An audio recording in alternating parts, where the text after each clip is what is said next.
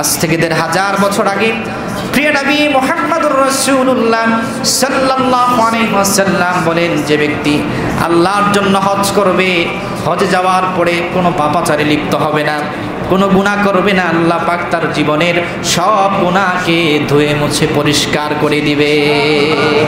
সুবহানাল্লাহ। চলুন আমরা হজ করার কি ফজিলত অল্প সময় আমরা শুনব।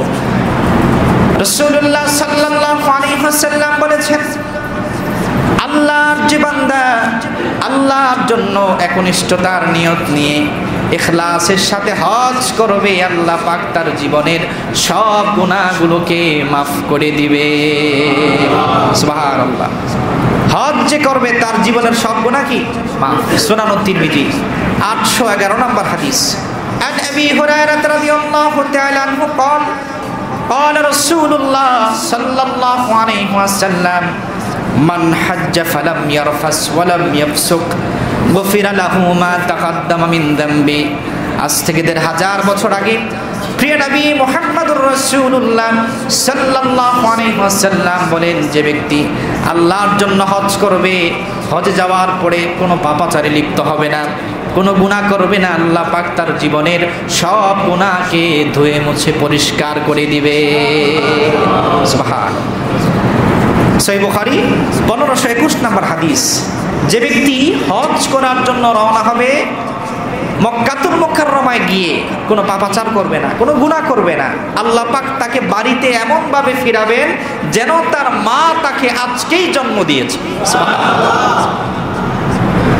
আন আবি হুরায়রা রাদিয়াল্লাহু তাআলা আনহু قال قال رسول الله صلى الله عليه وسلم من حج لله فلم يرفث ولم يفسق رجع يوم كولدته امه। নবীজি আমার বলেন, আল্লাহর যে বান্দা আল্লাহর জন্য হজ করবে, হজে যাওয়ার পরে পথে এবং হজে যাওয়ার পরে কোনো গুনাহে লিপ্ত হবে না, কোনো পাপাচার কথা বলবে না, আল্লাহ পাক তাকে হজ থেকে এমনভাবে ফেরাবেন যেন তার মা তাকে আজকেই জন্ম দিয়েছে। বলেন সুবহানাল্লাহ। সন্তানকে মা জন্ম দেয় নিষ্পাপ, ঠিক কিনা? মানুষ যখন জন্মগ্রহণ করি আমরা, বালেগ হওয়ার আগ পর্যন্ত নিষ্পাপ। হজে যারা যাবে, হজ থেকে ফিরবে, আল্লাহ পাক তাদেরকেই নববাচ্চার মতো ভূমিষ্ঠ হলে যেমন নিষ্পাপ বানায় দেন, আল্লাহ পাক হাজিদেরকেও এমনভাবে নিষ্পাপ বানায় দেয়। সুবহানাল্লাহ। 3 নম্বর ফজিলত, রাসূলুল্লাহ বললেন, যে ব্যক্তি হজ করবে আল্লাহ পাক তার জন্য জান্নাতটা ওয়াজিব করে দেন। সহিহ বুখারী 1773 নম্বর হাদিস।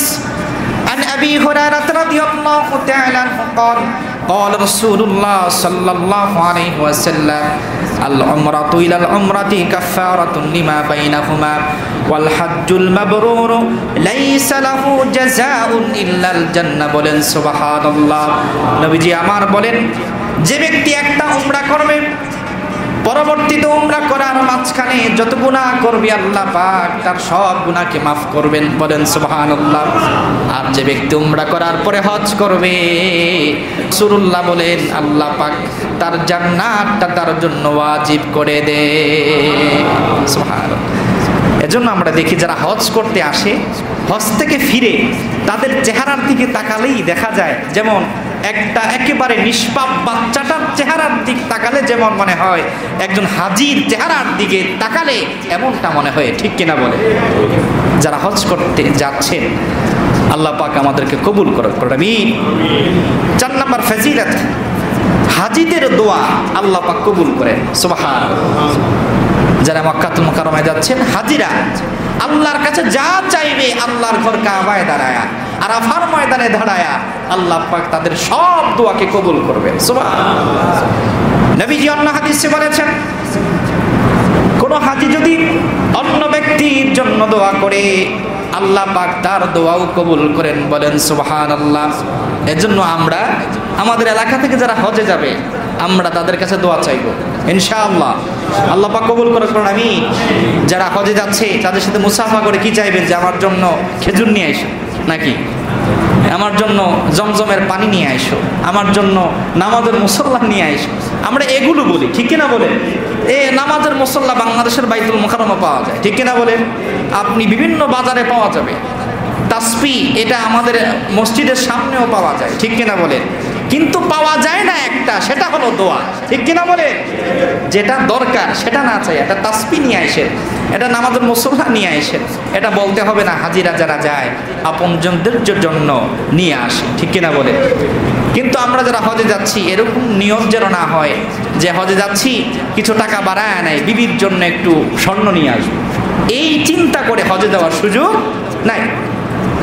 আপনি যদি ইখলাস নষ্ট হয়ে যায় তাহলে হজের যে ফজিলাত, যে আল্লাহ পাক আপনাকে নিষ্পাপ বানাবেন, আল্লাহ পাক জীবনের গুনাহ মাফ করবেন, আল্লাহ পাক আপনাকে জান্নাত উপহার দিবেন, কিন্তু আপনার নিয়ত ভিন্ন যে হজে যাচ্ছি কিছু টাকা বেশি করে নিয়ে গেছি, যে আমি স্বর্ণ অলংকার নিয়ে আসব, অনেক কিছু নিয়ে আসব, এরকম নিয়ত করে যাওয়ার সুযোগ নাই। আপনি হজে যাওয়ার পরে, হজ করার পরে 1 কোটি টাকা খরচ করেন, কোনো সমস্যা নাই, কিন্তু নিয়ত করে যাওয়ার সুযোগ নাই। আল্লাহ পাক আমাদেরকে কবুল করে। আমিন।